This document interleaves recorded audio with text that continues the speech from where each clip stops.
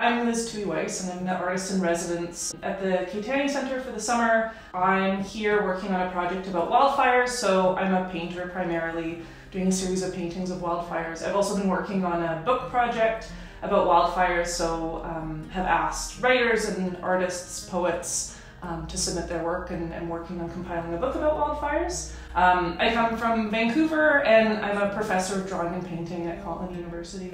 The last body of work I worked on was a series of landscape paintings from memory. And in 2017 and 2018, that was the first year in Vancouver that we had the wildfire smoke that came all the way to Vancouver. So that winter I was working on a series of paintings of places I had been in the summer, and then they would be these landscapes of the West Coast and the Gulf Islands, but there would be like a little wildfire somewhere in the painting, or I did one with a really smoky sky and a pink sun.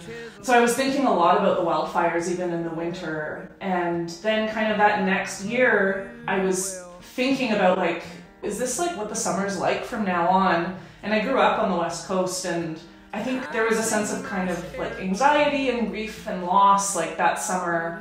And I was trying to find a way to kind of process it, and I thought like, well, I can kind of process it through my art. So then I kind of moved into doing these like, instead of landscapes with a wildfire, and then they were the paintings just of the wildfires themselves. They had a way to kind of speak about a lot of the complications in landscape and things I think about in doing landscape painting. So landscape is so connected to economy for me, and climate change, and my attachment to place and my attachment to BC.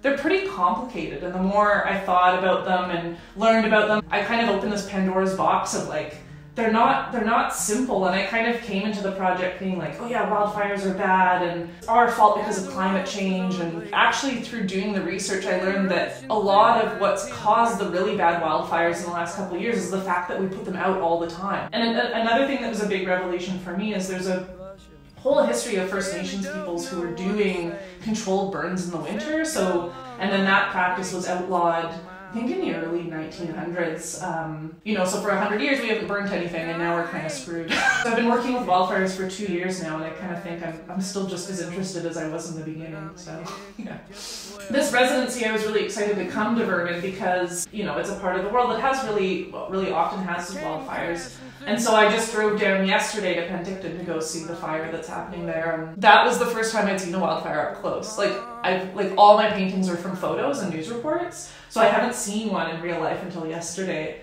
So the book project came about last fall. I was doing sort of ending a research project I was doing on other artists who deal with wildfires and doing a presentation for my university. I met another artist in Vancouver named Amory Abbott, who's a professor at Emily Carr in the illustration department. And so he had done a series of drawings of wildfires. So I took him out for coffee to interview him so I could talk about his work in my presentation.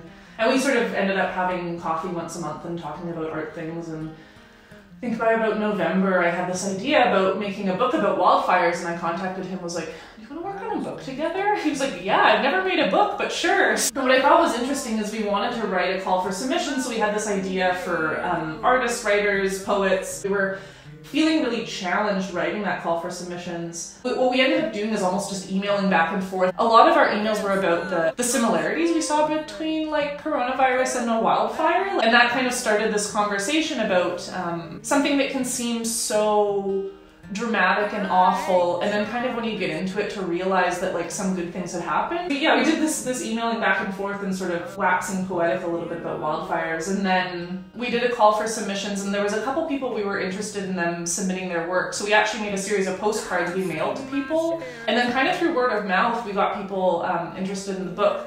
And so it's the idea with the book is like that we wanted a variety of voices, and then a number of specific fires got written about, which I think was interesting too. So we had submissions from people in the States, and someone from South Africa, and someone from the UK. So it was kind of neat because we wanted to kind of focus on BC, but it ended up becoming kind of this global topic. So yeah, we're working on the book design right now, and then we're gonna self-publish it. So we're hoping this fall that we're gonna publish the first run of books, which is gonna be 250 books. I was supposed to be here till September. I'm gonna stay till November because I think it's great here. So yeah, talking about in the fall doing an exhibition here at the Toohey-Wiese. So I guess like keep an eye on an announcement for that.